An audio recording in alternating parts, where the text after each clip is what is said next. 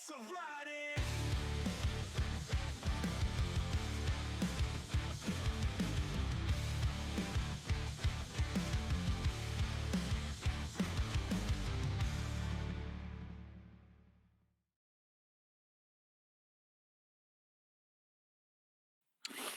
Sean, you want to give me a countdown? No.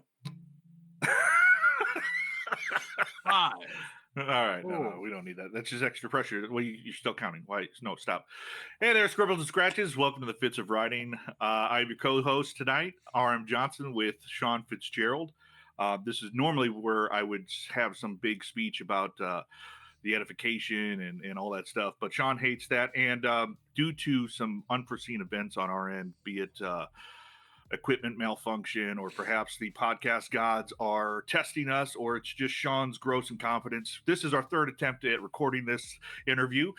So let's go ahead and bring on a friend of the show, a fiend on the mic, and the official voice of Fitz of Writing, JD Trefney. How you doing, JD? What's up? It's great to have you on the show. This is your first time, is that right? It is my absolute first time. How are you guys? We're doing good. Yeah. I'm struggling to think of like where to start this, because we've started it a few different ways each time. But let's go back to the Golden Oldie and just kind of tell us where your story begins. Like, how did you get into voice acting and stuff like that? Oh man. So I have always been a voices guy, and it wasn't until the pandemic that I decided to really kind of make the jump into actually doing voice acting. So rewind a little bit. I went to college to do audio production. I went to Webster University, and I learned how to record bands. I wasn't even thinking about voice acting, other than it was fun and I kind of liked to do it. So I remember that my cousin and a friend of mine would go into the recording studios at Webster University, and we would just record dumb skits, dumb voiceovers, terrible impressions, and we would just clown around all night long. And I would say that was like the beginning of my voice acting career. But that was nearly 15 years ago. So then kind of fast forward a little bit, and now we're at the pandemic, and I find myself with a full-time job that has sent me home, and I've got a lot of extra free time on my hands. So what did I do? I converted a back room closet into a mini recording studio. I padded that closet. I put a microphone in there. I put a monitor in there so I could connect it to my computer. And then, I started doing like voiceovers and trying. Where was your first, were you just submitting voice tapes out, or like how? Oh yeah. How did you go about getting your first job? So, I would say at first I started just trying to find scripts, and I was just like, all right, let me read anything I can get my hands on. Let me hone the craft, see if I'm any good at it before I even start like going out and looking for stuff. So I started going out to, like free resource libraries and stuff like that were like royalty free scripts that you could like take down, practice, record. And then I went out and I would find royalty free libraries for music and sound effects. And then you can put together pretty much anything for free. And then you host it up on, YouTube or something like that so that you can send out a link to somebody. So I spent, I don't know, probably the first 6 months just reading everything from small to big and just seeing how things worked. And then I was like researching pretty heavily, and they were like, everybody just kept saying like, get a coach, get a coach, get a coach. So that was like my next logical step. So I got a coach and I started working with him. And then that is when I started kind of auditioning. So like once he was like, yeah, I think you're good enough to start auditioning for these things, like, absolutely, let's work on them together and then we'll submit. So yeah, a lot of my early auditions were with a coach, and some of those got me jobs. So yeah. And to answer your question, there's a lot of websites that are out there that are like free repositories for finding voice work. I'd be happy to share any of them, but primarily like Reddit is where I find most everything. So, did you really lay out like how you found your coach? Did you find your coach on Reddit, or did you hunt him down? I know that you told us the last time what his name was, who he was, and I think everybody would like to know a little bit about how you found him, who he is, and everything, and maybe if he's willing to maybe tutor anybody else, or are you special? So yeah, no, absolutely. I'm not sure if he's really still doing a whole lot of tutoring. He's retired. Spends a lot of time with his grandkids, and we actually haven't been active with sessions for a couple years now. But yeah, I actually found my coach pretty organically. So I went, like I told you guys, I went to Webster University for audio production, and one of the teachers is a guy named Bill Schulenberg. Now in St. Louis, he's a well-known name. Outside of St. Louis, I would say he's probably a pretty well-known name. I remember hearing his voice a long time ago. Whenever I'd be watching like reruns of like King of the Hill on TV, and at the end there was always that guy that was like, next week on King of the Hill, and that was my coach. So when I found out that he did that, I was super excited. And when I found out he was going to be my professor at college, I was like even more ecstatic. So I got to see this side of voice acting that I had never seen before. When I was going to school there, he helped us record auditions. We did a jingles class with him. He taught audio aesthetics. He taught the music recording class. So like we recorded bands with him, and then he's like very active in the audio community. So like he's really a great person to know. And he took me in and he showed me all of his tricks, and I used them poorly, but he was fantastic. And yeah, no, it was a fluke to be able to find somebody so high caliber as a coach. He was able to listen to demos that I put together and help me with those, and kind of everything from learning how to read and how to strip back your accent and dial things back, and how to work on accents and what to look for when you're working on accents, was just knowledge that is not something you can just look up on the internet necessarily. Yeah. Well, I mean, that kind of brings me into like just a little bit of a flow what we're talking about in regards to your work history. Now, you've worked with Sean. Mm-hmm. You did some reading of his book Bleeding the Divine, available on Amazon. Oh, gee. Hey, I got a copy of that. Oh, look at that. Yeah, is that that's the original one I guess you were reading off of? Yeah. Well, so I know this is the one. I read it. So I yeah. anyway, I don't want to jump too far ahead, but yeah, this was Ooh, yeah, no spoilers.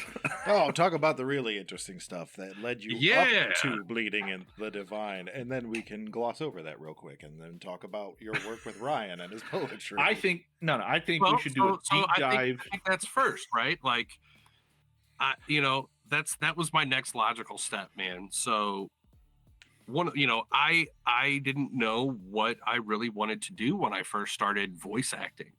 And so I did a little bit of everything. I did what I was pretty good at, which was doing like technical training videos, things like that. You're going to move this over here. You're going to put this up there. And then just stuff like that you just need somebody who can kind of talk with an authoritative voice and narrate people through mundane things like setting up your conference room. So, I put together several reels of that stuff, and I was like, why am I doing this? Like, I can chase this 100%. People chase it all the time. But I wanted to do stuff that was fun. Like, I got into voice acting to do cartoon voices and be an idiot, right? Like, Mel Blanc and the guys from South Park are, heroes of mine. So it's like, I always wanted to do stuff like that. So, I started trying to work on channels like that. But I also wanted to like read books because I'm a book nerd. I like to read and I like to listen to audiobooks. And so I wanted to narrate one. And man, I got lucky. Because a friend of mine was like, hey, my brother is, he just wrote a book and he needs a guy. I was like, I could be that guy. Yeah. He needs a guy. And so I'm sure that I'm a guy. I can be a guy. Like out of the blue, like, hey man, hey, I'm super excited. Can I like read your book? Bleeding the Divine. All right, cool. You can buy it anywhere, especially Amazon. He was much more professional than that in reality. I look back at like stuff like that and I'm like, oh man, no wonder I didn't get a whole lot of work. Or maybe it was just because I was bothering people too much that I got work at all. But yeah, no. So like we started doing, your book, and then your book led to Poems with Ryan. And yeah, it was a good time had by all. I can dive in there and just say that it was the first and only book I've published so far, and it was obviously therefore my first audiobook process, and it was very, very, I don't want it to have the negative connotation of slow. You were very careful. You were meticulous in how you did it and everything. You were very, very interested in making sure I was happy with what you came up with, and everything. And maybe there's authors that are out there right now who haven't, they've written a book, but they haven't exactly gotten into the business of looking for somebody to narrate their audiobook. You want to tell everybody a little bit about how your process works. I don't know if it's the standard, but even if it's just yours, how you like to go about this if you are, creating an audiobook with somebody. Yeah, absolutely. So I recorded 3 audiobooks. Sorry, guys. It's that frog. It's in my throat. The moneymaker. It's the Macho Man. He's trying to come out. Anyway, he's coming out soon. Oh no. So yeah, we were curious about like what your process is when you're working with an author, and I'm more curious about like just the actual process of like setting up the document so it's readable, because I assume you guys just don't crack open the book and read it. No, absolutely. I mean, some people might. I read off an iPad, and then I read off a computer screen. I tried a few different things. Again, this was all a complete experiment for me. And, Sean was very patient. I mean, it took us a year to do the recording and get it ready to go. Just about. Yeah. And I mean, like, kudos to you, because like we had a very good working relationship. It was like you didn't push me to like, hey man, I really like those TPS reports on Friday, and I noticed you haven't uploaded anything into Amazon yet, and I'm getting a little worried about the timeline of this book. Fortunately, It didn't happen. I don't even know what TPS stands for. Neither do I. So it was a great process, and I'm glad I got to do it with you, because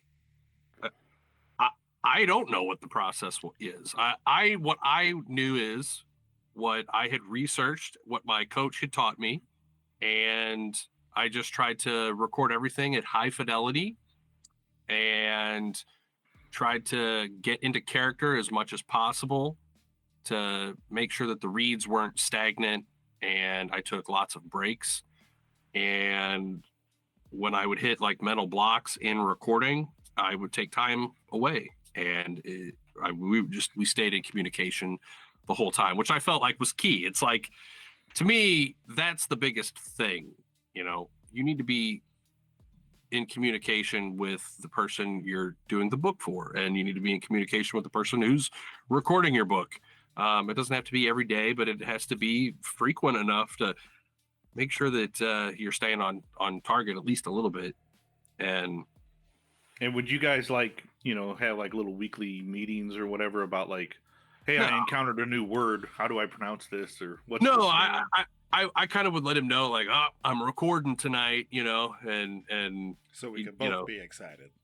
And he'd be excited, and he'd like send me a snippet, and I'd send him something like when I was done. Or yeah, exactly like you said, if there was a word that I didn't know how to pronounce, like if I came across. But like at first, like we had a few meetings before I started actually recording the book, right? And we kind of laid everything out on the table, and how it was going to work, how we were going to record it, how we were going to edit it, and then how we'd put it out. And we decided we were going to do everything through the ACX platform, so that there was some kind of audio standard that we were adhering to, and a way to kind of make sure that all contracts were like covered through their platform and all this stuff. And then if there was like any money that changed hands or royalties or anything like that made from actual like book sales and audiobook sales, that they handled everything. I read the book like 3 times probably before I actually recorded the book. Because I mean, I think I read the book. I bought it to support you, and then read it and was like, yeah, dude, this is a great book. And then I read it again, digital copy, so that I could just kind of, get the feel for looking at the script on an iPad. And then I was making notes. And then I read through a third time. Yeah. And that was when I did like more of the rehearsing of characters. So like I read it out loud and then recorded it. So yeah, it was a lot. It took a lot. And again, it was my first time. I don't know how other people do it. I'm sure that there's people who are more seasoned than I am that can just like, all right, I read it once, I got it. And then they can just jump in and do the thing. And maybe they have a director. I don't know. Well, but I would just I wanted you to kind of go through like how we had it all thrown together, because there could be an author listening to this right now who would want to reach out and get in touch with you, who likes that kind of super involved process, that doesn't necessarily want to just hand their book off and be like, all right, you have 3 months, don't reach out. Yeah, exactly. I mean, for me, it's we texted, we emailed. Keeping a regular cadence is important. I think I recorded the first couple chapters, and then I sent you something as a progress. Like, how's this sound?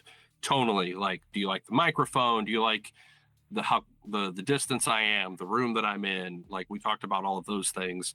And you're like, yep. Exactly none of them.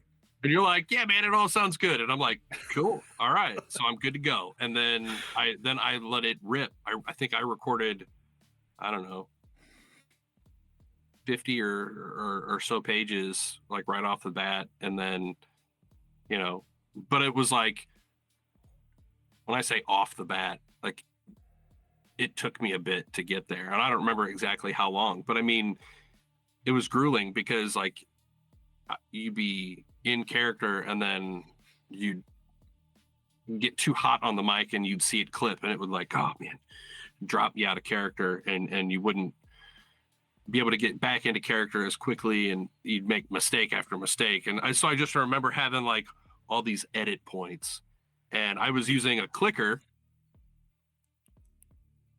to signify when I had made a mistake. So, like, it was just to kind of help me stay in character, right? So, like, I'd be reading and I'd be in character and I'd flub a word and I'd just be like, that's really interesting. You haven't mentioned that yet before, but that's a nifty little trick. Oh yeah. Yeah. So the process is fun. Like, I would gear up for it. I would drink a little tea. I would have a lot of water, and I would go in my closet. I would shut the door. I had a color changing light. So I had, like, red or purple or blue or whatever whatever I wanted to have while I was recording. And I had my microphone, I had my iPad, and the room sounded pretty good. I had it on a music stand, and I would just hit record on the computer and I would read off the iPad. And I had a little monitor in the room with me so I could see the computer and a little wireless keyboard and mouse so I could hit play and stop. And I would just read for as long as my voice would take it. I would do like 2, 3, 4 hour sessions at a time. And just, if it was 2 hours and I was starting to get tired and my voice was starting to kind of feel groggy, I would stop and I would come back at it the next day. And it was just every day after work, I would record more once, I had time. And it went on like that for quite a while. And then I would send you stuff. I'd record a few chapters and be like, here you go, man. Here's like a 30-minute chunk of book. And you'd listen to it. And you'd give me, like, notes on it and on performance, and which was great because that allowed me to work on characters very early in the book and stay kind of on target with character voices and things like that. So you said you've read 3 books professionally as a voice actor. Mm-hmm. Were they all fiction, or did you have like a different? No. So which one was your favorite to read? This one. Oh, by far, 100%. The first book I read was how to prepare for chess matches or something like that, or chess for beginners. And it was like, it was reading all about the different strategies, which was fine, right? It read like an explainer. It was just explaining the game of chess. And then, like, it got really weird. It started they were like having me read plays in, like, the lingo. So it was like rook to G2, knight to queen's H3. And I would just have to, like, read all of these, like, things. I would say the most underthought of thing is probably just the amount of time that it takes somebody like me to produce your book, or your longer form pieces of work. I mean, shoot, even short pieces of work, they take time to read and to reread and to reread so that you, like, really understand it from all different angles.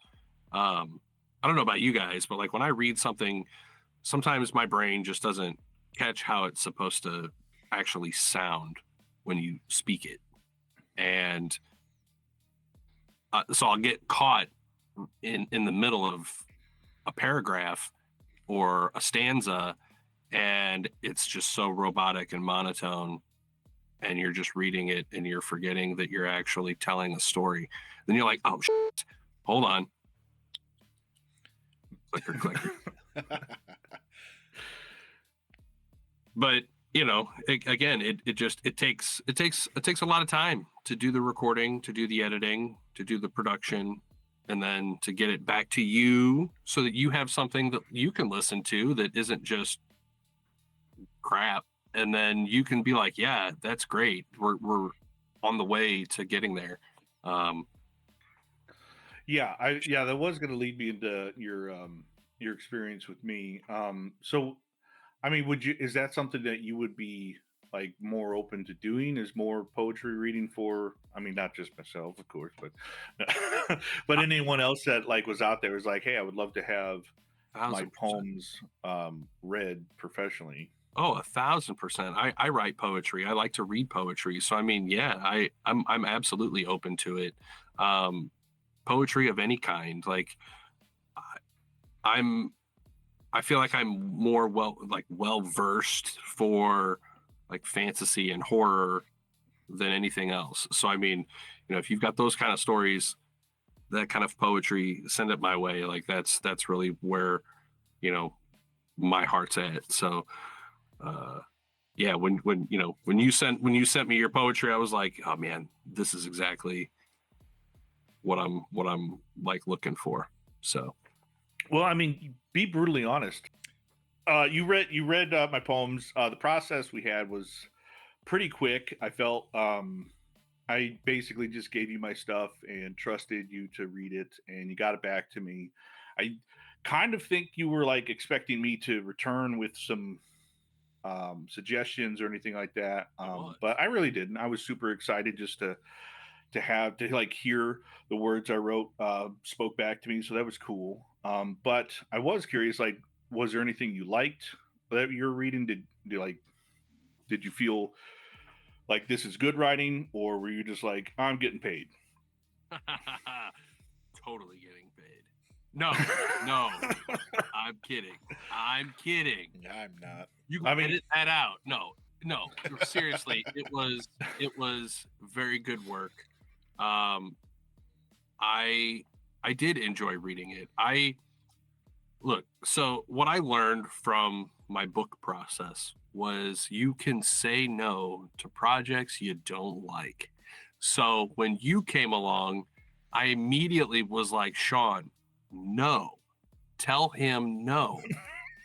And he was like, come on, man, please. He's my homeboy. Down and out. He's really gonna cry again. And I still said no. Because he came back with 3 for life. No. Yeah. Sean was like, hey man, this is true story, real life. Sean was like, hey, I have a friend who would like to do poetry with you.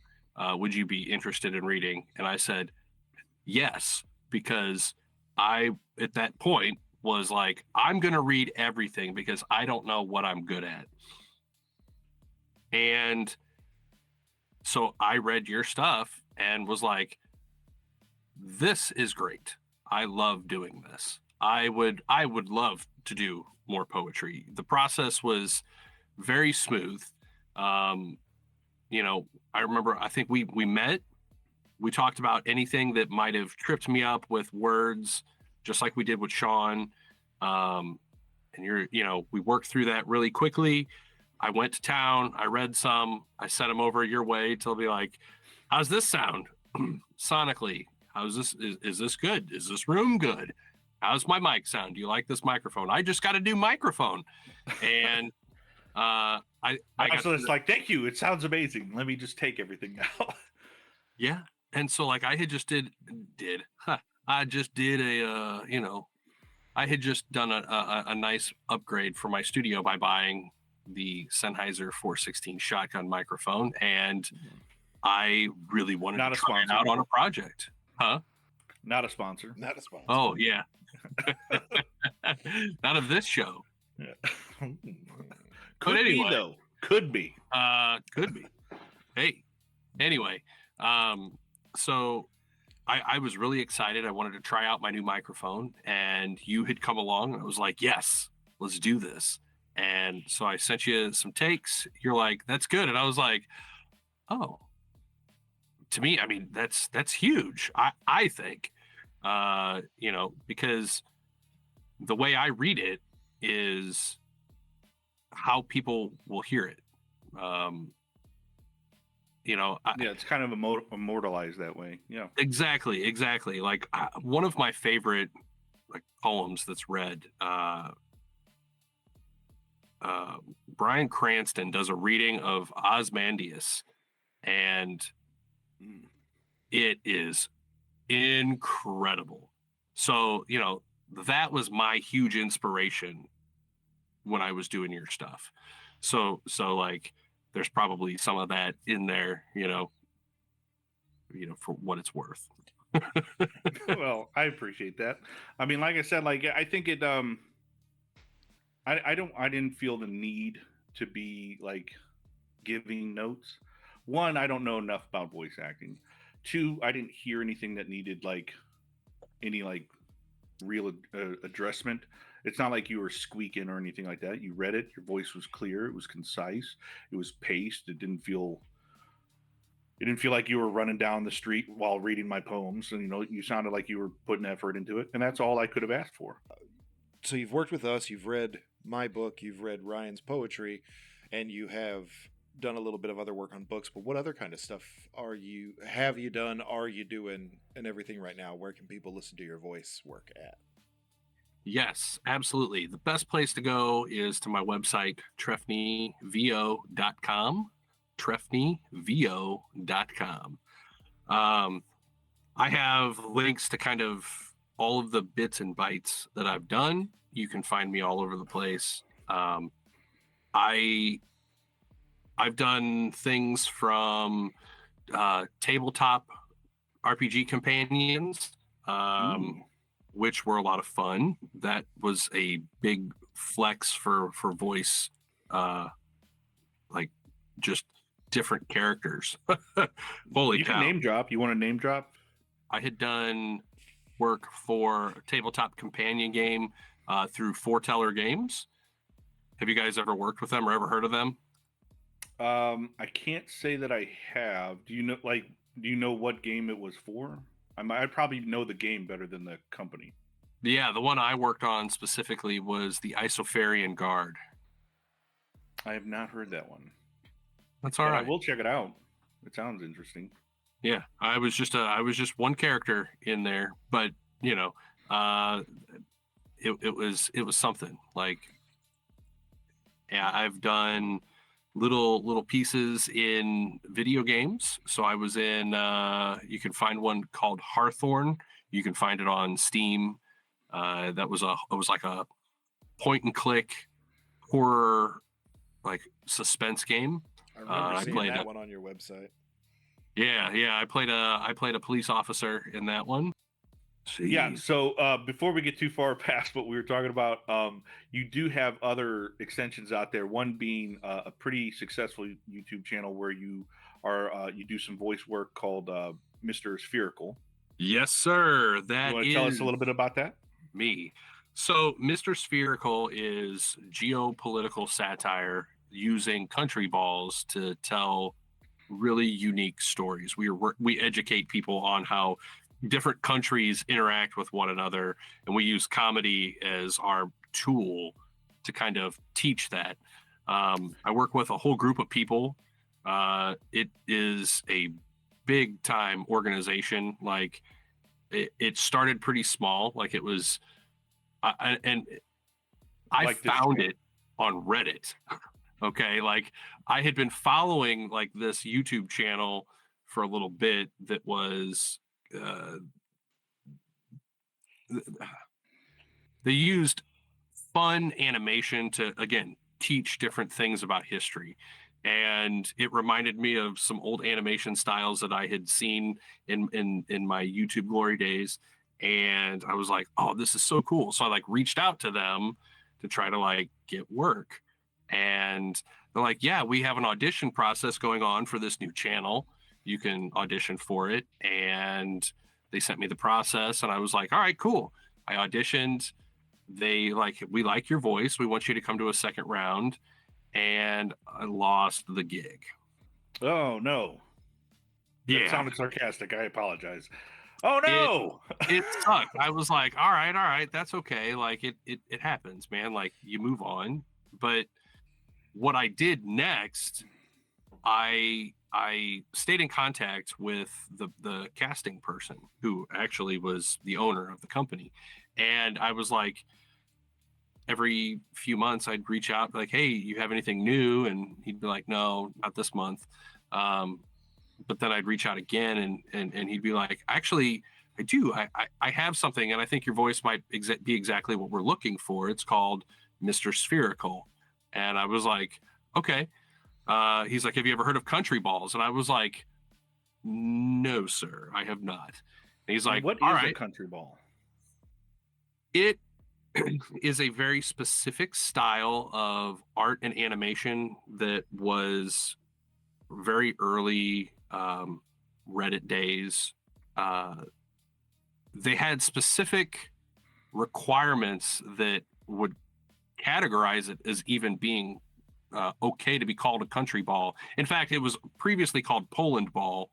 And, I believe that everything's centered around, video, comic strips about Poland and how it interacted with other countries. And the art style has to be very minimalistic. They used like Microsoft Paint, and so it had to either be created in Microsoft Paint or something similar. It couldn't be a perfectly round circle. It had to be like odd shaped, almost broken. There were no mouths, no hands. It was just eyes were the only thing allowed. And they had to speak in broken English. Everybody had to speak in broken English. For clarification, how long have you been doing voices on the Mr. Spherical channel? And are you specifically Mr. Spherical, or like are you? I don't know how it works. I don't know anything about the channel. So yeah, you have to. So clarify a little bit for me. We started working on it in 2021, and it was wild, guys. We did the first few videos, and nothing kind of happened. Like there was some traction, but they started heavily promoting our videos inside of Reddit. And so we did a series of several shorts, and they started releasing them very regularly. And that was August, September. And my wife had our twins in October. And I remember being in the hospital when they were born, and my phone is blowing up. And it's the people at the channel. They're like, are you checking YouTube? And I was like, no, I'm not. Like, what's going on? And they're like, you need to look at YouTube. And I was like, okay. Look, we had just surpassed 10,000 subscribers, and it was like going up by hundreds every, like if I was refreshing, it was increasing by like hundreds and thousands. Like it was insane. Oh wow. Yeah. And so like we were like, all right, like we want to hit 100,000, and we were just watching it go and go. And it took a couple of days, but yeah, it hit like, but it hit like 50,000 and like just kind of like plateaued and then kept growing. And so it was just wild that was happening at the same time that like my twins were born. Congratulations. Yeah. Thank you. But that was 4 years ago. And so, I mean, are you still working with the channel now? I have really just been kind of right. What'd you say? Are you still working with the channel now? Yeah, I am. I still work with the channel. It surpassed 1 million subscribers, and we were doing lots of videos. And then the channel just kind of did what everything thing that kind of catches a little bit of pop culture. It kind of plateaued a little bit, and then it started to grow some more, and we've been on a steady growth path over the last couple of years, and we're trending to hit 2 million soon. I think we got like I don't know, 1.9 million or something like that on the channel. So it's pretty cool. And it spun off several other channels and different animation channels through Now Creatives, which is Telos, and they created Solar Balls, which is like our sister channel. They use spheres, but it's planets, and they talk about space, and it is charming as hell. And if you haven't checked that out, I highly recommend Solar Balls. So redirect just a little bit. So do you voice multiple characters on the channel, or are you just one? Or okay. Yes. So just one. It's me. So no. I can call you Mr. Spherical. You can. I am Mr. Spherical and every voice on the channel. So to date, I want to say it's over 100 different voices that I've done for the channel. So every character has to be slightly unique. Yeah, I was gonna have him hold up Mr. Spherical. Yep, hold up Mr. Spherical. Let everybody know that they can go to whatever store that you're gonna say to buy those. If they want them. You can go to mrspherical.com. You can buy these from the store. You can get the store that's attached to the YouTube channel. They're there. They've got a few different characters. They're very good quality. So how much are they running? That's a great question. I don't know. Free, he said. Everybody, run to the store and get one. Okay, Ryan's that guy at the grocery store. Didn't scan. Must be free. Yeah, that's me. Number one dad joke. So yeah, I think we're hitting a lot of stuff, but we are kind of wrapping up on the conclusion here. There's so much more I want to talk to you about, but Sean's kicking us off, so we'll definitely have to bring you back for a second, third, and fourth time. Yep, and 3 recordings for each one of those. Okay. Yeah, 3 recordings for each attempt. Where let's refresh everyone's memory. Where can they find you? Where can they get in touch with you if they want to hire you? Why don't you promote Mr. Spherical one more time? Show us that lovely plushie it looks like. Yes, sir. mrspherical.store. That is the website. These are $30. Go get one. They're all sold out. Sorry.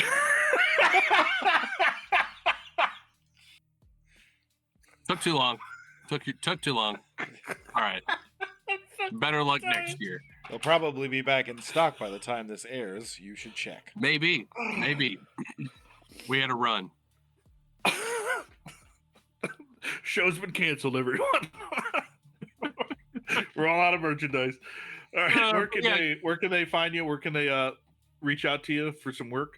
Absolutely. You can reach out to me at trefneyvo.com. That's my website. There's a way to just get in contact there. Drop me a line. Say you heard me on Fitz of Writing, so I know that you're not a robot or a scammer or a robot scammer. Because let us know if you do drop our names, and let us know if he charges you more for doing so. So just keep us in the loop. I do want to remind everyone, go to Amazon and check out Bleeding the Divine by Sean Fitzgerald. You can also find my ebook on there, In the Pursuit of Death by R.M. Johnson. I want to remind everyone, keep an eye out on our page for the weekly Telltales we drop. Like I said, this week it's going to be Trefney voicing one. So keep an ear out for that. Keep an ear out for the ones that follow where he's also voicing them.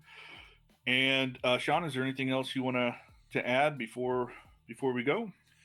Well, while Ryan did call JD the unofficial, whatever that word is, voice actor for Fitz of Writing, if you are a voice actor and you'd like to contribute to the Telltales on our Facebook page and on our Instagram, reach out to us at fitzofwriting@gmail.com. And we'd be happy to get a recording of you reading one of the tell-a-tales, maybe even if you want to write it yourself. But we can get that up there for you so everybody can get a good idea what your voice sounds like when you're reading. Yeah, you too could become an official voice of Fitz of Writing. You're trying so hard. Bless your bearded heart. I'm trying, man. All right, let's go ahead and fade to black.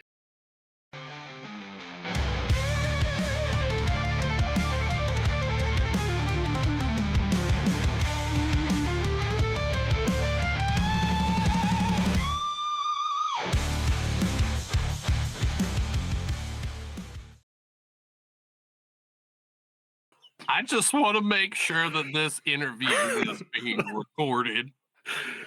That's all. JD's like, I don't want to come back. You sons of it's not that I don't want to come back. I'm contractually obligated. It's that I'm contractually obligated to come back. You won't have to. Read what you sign, people. Read what you